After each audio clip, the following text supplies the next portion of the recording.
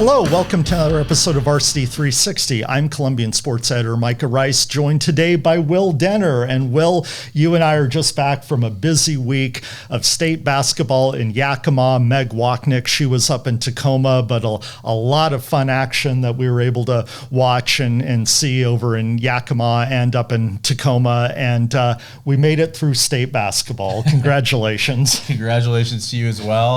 Always a busy week. We definitely had a nice long kind of split of games from as early as 8 in the morning to 9 at night. I think we were just talking about it not long before going on the air. Just it was busy, but I feel like having two people there was good, and I think we got some good feedback this week, and it's just always good to make that trip and kind of experience that atmosphere, see some old friends, whether they be media and all the random conversations you strike up with people on press row, and the folks in Yakima put on a great show and always treat us well. So it's always a fun experience.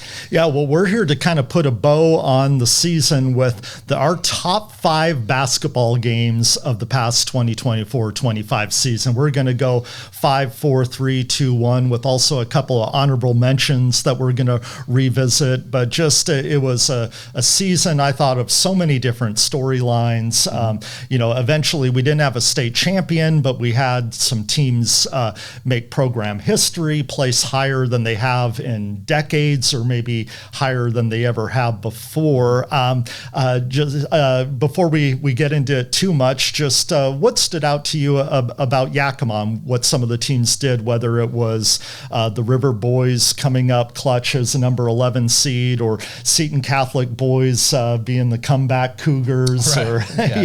Just quite a few things happened over there. Yeah, I think probably the River Boys are at the top of mind, and we'll obviously save some of that for one of their games they played, just to tease that. But I would say even before Yakima too, it just felt like we had a lot of teams who were in contention, going into state. Obviously not everybody got through that opening round, but even once we got to Yakima, it seemed like there were maybe, like you said, not a true state contender, but teams that were hanging around for multiple days and really, making things interesting. And River Boys were certainly one of those. Seton Catholic girls knew that they would be getting multiple games going into it. Obviously RA Long Boys had a great run to finish third and tie program best there. But I think just a lot of teams that were, again, maybe not state contenders, but really kind of making things interesting and really putting together a nice run in Yakima. Well, and that was also reflected in the regular season, I thought, when you looked at teams like the Mountain View girls making it to state for the first time in,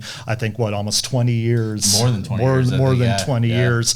I just thought the 3A Greater St. Helens League boys was incredibly compelling this year, whether you had multiple teams in the mix, whether it was Mountain View or the eventual champion Prairie, or a heritage team that was kind of on the ascent from where they've been in previous years, to Evergreen, which kind of started off slow but then was playing as good as anybody kind of at the end of the season. And then that translated also into the small schools, where the 1A Trico League, whether it was Fort Vancouver, who we'll talk about later in this episode, or Seton Catholic, with them bringing back all 5 starters and having their sights on a repeat district championship. I just thought the regular season was compelling for many reasons. Yeah, in a lot of deep leagues, and obviously, as we saw at state, the 2A GSHL boys were phenomenal.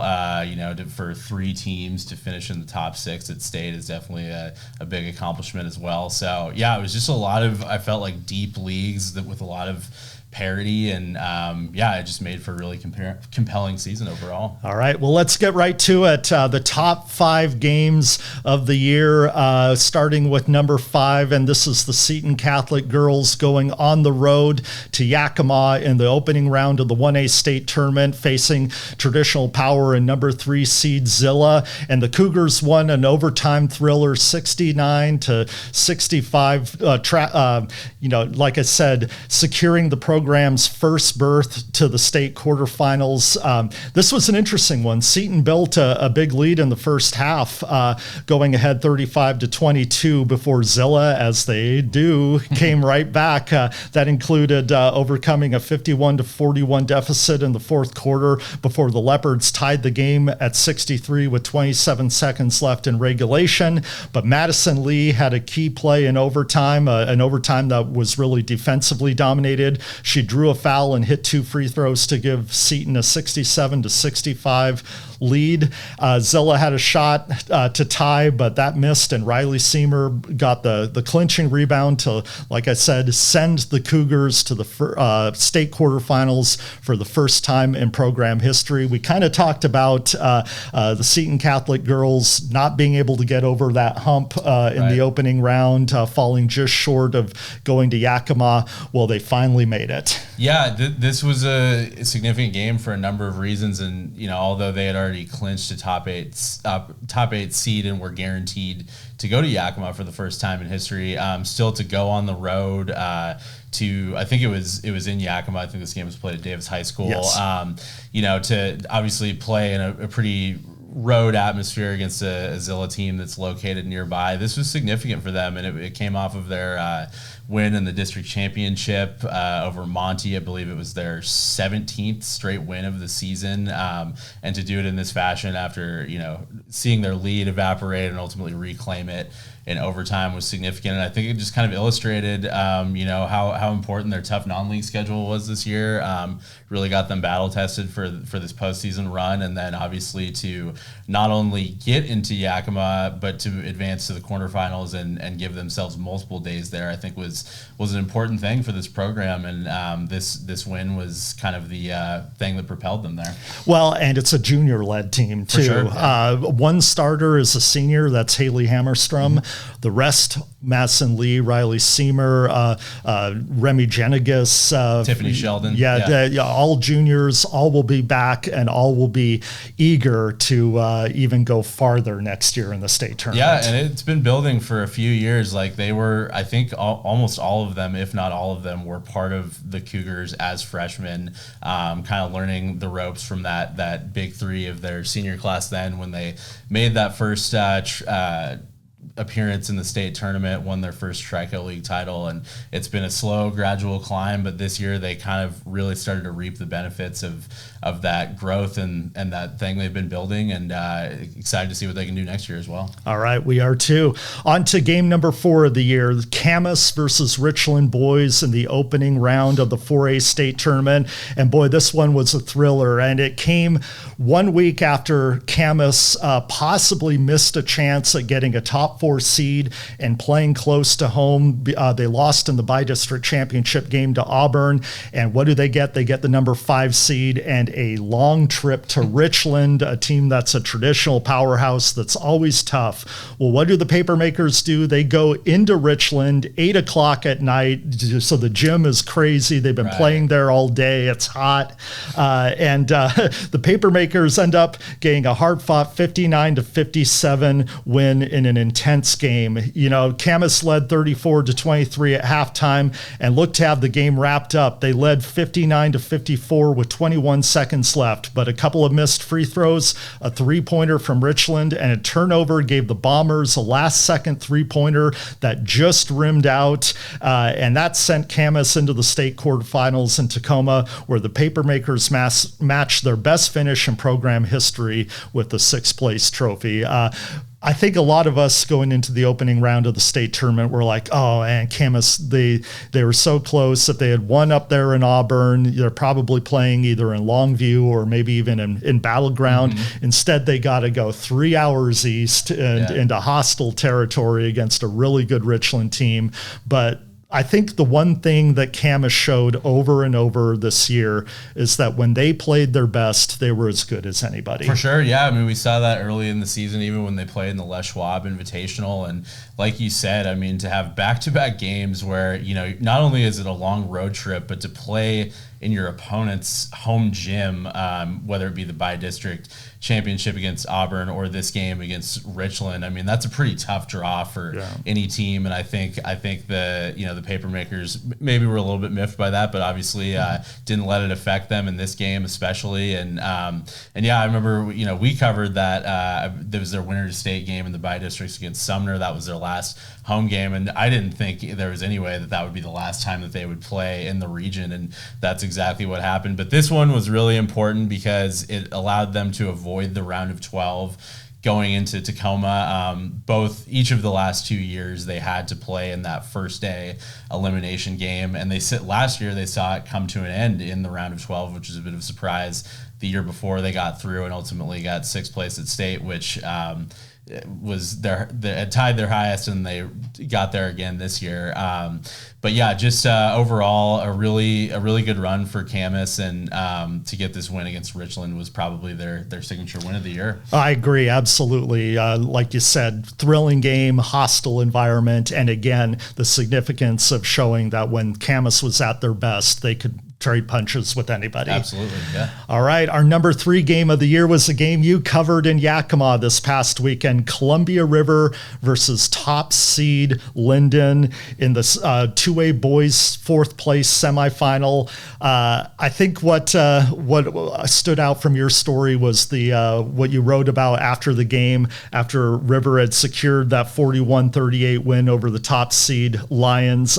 Their players are running back into the locker room saying, nobody believed. Nobody believed. And did they be? Well, how often are you going to believe a number 11 seed is going to go and knock off the number 1 seed in any tournament? But that's just the craziness of the 2A or the 2A state tournament, and especially the depth of the 2A Greater St. Helens League, that the 3rd place team in the league could go and get 4th place in the entire state. Absolutely, yeah. It's always interesting to see how teams respond from a loss in the state tournament. You're often playing early the next morning. In Linden's case, they lost in the quarters to Prosser. River fell to Sela, and it's kind of whoever wants it more going into those 4th place semifinal type games. And Linden came out as the aggressor. They led by as many as 15 points at halftime, and you're kind of wondering, like, could this maybe be it for River? And they completely flipped things in the second half. They kind of keyed in on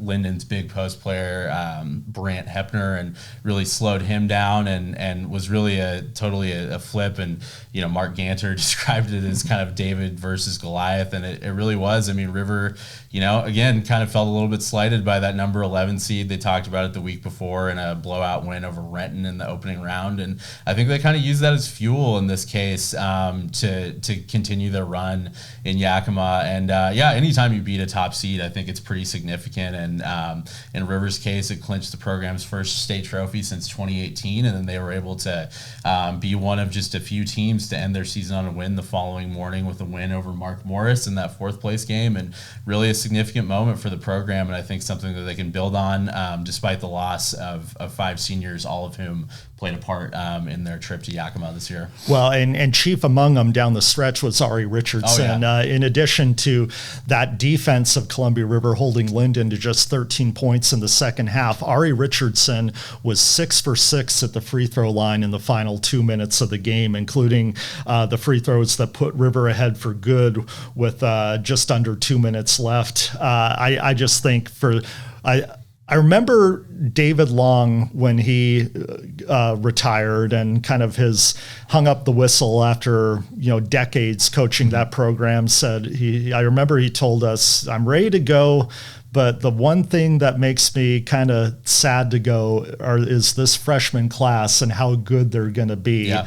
When they're seniors, and we saw that with Aaron Hoey, with Ari Richardson, with John Reeder. Yeah. Also, they're just kind of the quintessential role player. John Reeder, he can score, can get rebounds, can play defense, can scrap, and I just thought seeing the joy not only after beating Linden, but then after securing that trophy Saturday against Mark Morris was just a great way for that group to go out. Absolutely. And, they saw kind of the flip side of that last year when that senior class went to Yakima, but saw it end in the round of 12 against Anacortes. I think you were there for that, and that was a tough way, obviously, to go out for them. But this senior class really left their mark and made it a worthwhile trip to Yakima to get 4 games. And to segue into next year, it'll hopefully be a really good thing for their juniors that are kind of building off of that experience. Yeah, before we move on to our number 2 game, just one more point on this one. I think that is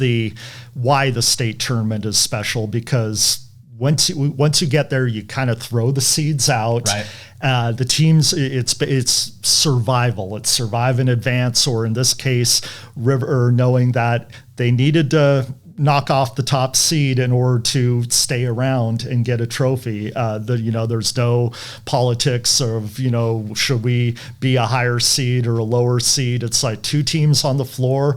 One team is going to show up again tomorrow and play for a trophy, and one team is going to go home. Which is it going to be? Yeah, you got to go out and prove it. Yeah. All right. Our number 2 game of the year, and this one was a classic between 2 teams that are involved in maybe one of the best rivalries in Southwest Washington. Camas and Union girls, round 1 earlier this year. This was significant not only for how good of a game it was, but it kind of served notice that this wasn't Camas's league to dominate anymore. It looked like, but for the first half of the first time the Papermakers and the Titans went against each other, it looked like Camas would continue its recent dominance. They led by as many as 21 points in the first half, but Union stormed back in the second half. Brooklyn Haywood, the area's top scorer, scored 19 of her 21 points in the second half.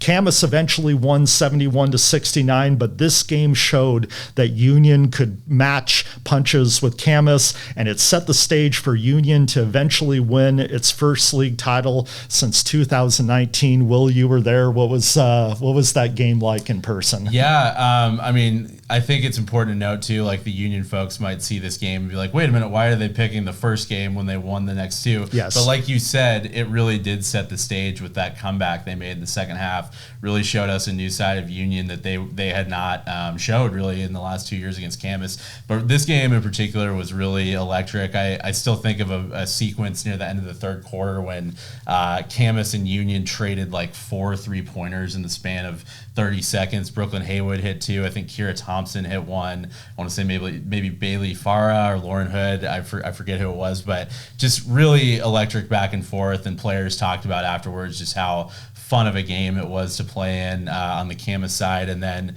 yeah, it really just, I think, kind of was, the moment that we realized, like, okay, Union is here. And they showed it later in the season. They ended up playing back-to-back nights. There was I think a technical difficulty that rescheduled that game at Union. They won that second one at Union. Obviously, Camas's Kira Thompson and Sophie Buzzard missed that game, but then the following night they played in Camas. Union wins that game handily and really took control of the 4A Greater St. Helens League, ultimately propelled them to the title, and I think really just kind of changed everyone's perception. I mean, ultimately they got the number 1 seed for the bi-district tournament, which was significant.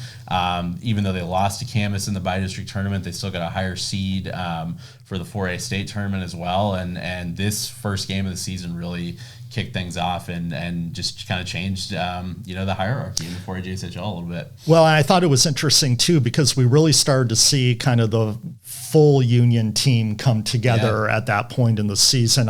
Obviously, anyone who follows high school basketball knows about Brooklyn Haywood and kind of the prolific scorer that she is, but we started to see the emergence of players like sophomore Mila Larry or the Chapman sisters, kind of how they would mesh into, the play at Union after coming over from Ridgefield. And so when Union kind of rallied and dusted themselves off and took Camas down to the wire, like you said, that's when we're like, okay, this team is for real. Right. Yeah, it was, and like that supporting cast, like you said, that was at times a little bit missing in the past couple of years. We knew obviously what Brooklyn Haywood was going to do, but yeah, it really felt like Union kind of found out what their identity was this year and really found a good supporting cast that really made the Titans whole and made them a threat against Camas and everybody. Yeah.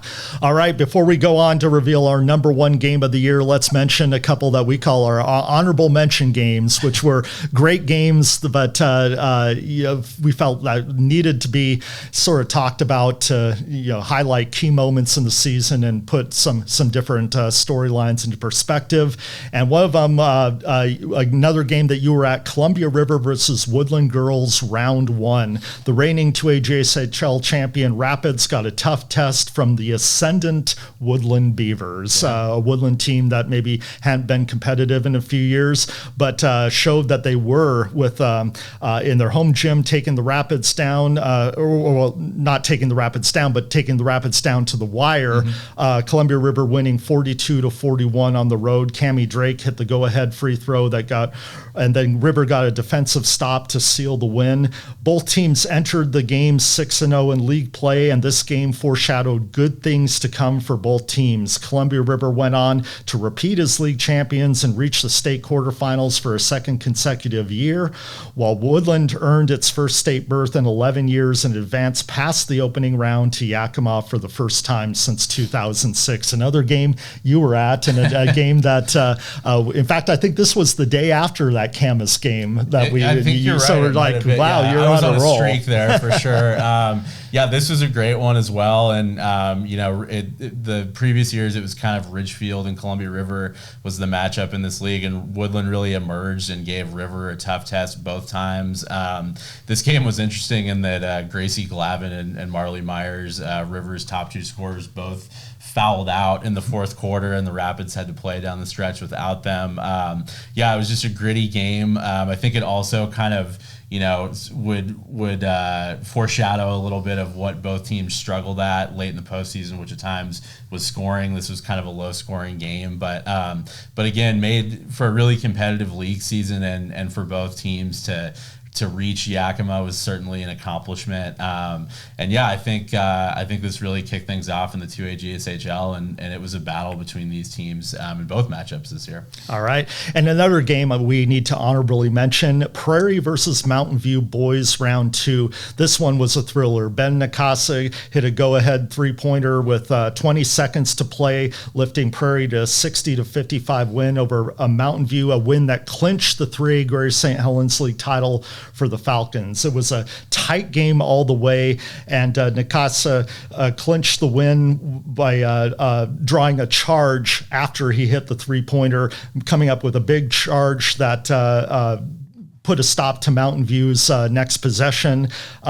Prairie had a knack for winning close games down the stretch, including a key 67-65 win over Evergreen, and then a 66-61 win over Lakes to open the bi-district tournament. And most importantly, when they were drawn into the first round, in the 20-team 3A Greater St. Helens League, 3A state tournament, they went on the road to Spokane and got a 76-72 win over Central Valley to open the 3A state tournament. So just clutch gene by the Falcons that they showed late in the season. Absolutely, yeah, and they had a really good run at home too. They had a really good home court advantage on that gray tinted floor that they put up this year. But it was big for Prairie. I mean, it avenged an earlier loss at Mountain View that also came down to the last second. Prairie missed in that case, and it looked like Mountain View might be kind of the early front runner, but Prairie really had a strong second half of the year that led into the bi-district tournament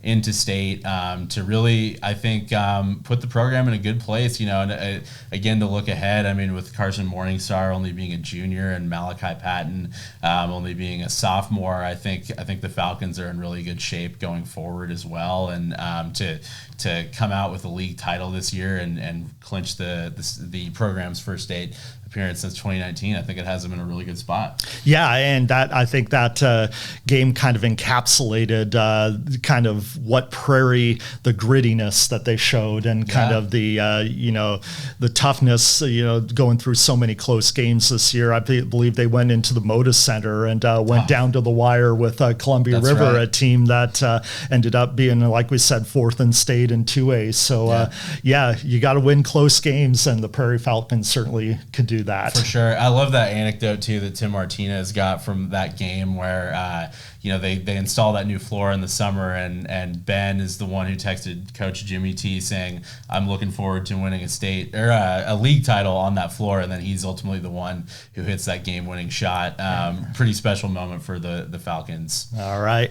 Well, here we are, the number one game of the year in our opinion, and this one was a thriller, and this one had significance beyond just that day. It kind of showed, it was a big moment for the school and also had broader ramifications on an issue of competitive balance. This is Fort Vancouver versus Kingsway boys in a winner-to-state district tournament game, an instant classic. Leighton Livingood made one of two free throws with 0.4 seconds left to give Fort Vancouver a 61-60 win over Kingsway and clinch the Trappers' first state berth since 1990. It had been a minute. Yeah. For a school that has struggled athletically in a lot of sports, this win was a huge boost for school spirit. The gym was crowded. Students stormed the court. You see footage. They're out there with their phones getting a moment that I think students at a lot of schools kind of take for granted, sure. Kind of being able to have a packed gym and rush the court when your team wins a big game. That hasn't happened every week in Fort Vancouver. And so for that student body for the boys basketball team to be able to deliver that experience to the student body was huge, but also it showed, I think, justification for the competitive balance rules that have allowed Fort Vancouver, despite its enrollment, to reclassify as a Class 1A school and find a league that they can be competitive in multiple sports. And for first-year coach James Jones, a Trapper, through and through, yeah. For him to deliver that team and deliver that to that school, I thought was just one of the best storylines of the year. For sure. Yeah, a few things on that. I think, first of all, I felt like between the videos and the photos and Meg Wachnick's story from that night, you could really feel just kind of the energy from that game shine through and how packed that gym was and just kind of the community support that was rallying around the Trappers. And you saw that the following week, or I guess I should say that weekend going up to Centralia, they showed up really well for the district championship game. And from what I heard, even traveled pretty well up to Issaquah against Bellevue Christian in the state opening round as well. And, moments like these, I think, really kind of start to, foster and build that school spirit, and it was great to see them have a moment like that. And their coach, you could clearly tell James Jones was what felt the kind of emotion after that one, as a player not being able to get there quite himself, but then in his first year as head coach to be able to see the Trappers get through to the state tournament, I think was a really special thing. And on the topic of competitive equity and things like that, I think we heard a few people I think have kind of maybe kind of had a negative reaction to it on social media, saying, why is a school this big playing in 1A? And I think the point has been proven again and again that it's not just enrollment. It comes down to other socioeconomic issues as well. And I think for a school like Fort that had struggled mightily across a lot of athletic programs, for them to get a moment like this, I don't really see how you can say anything is wrong with that.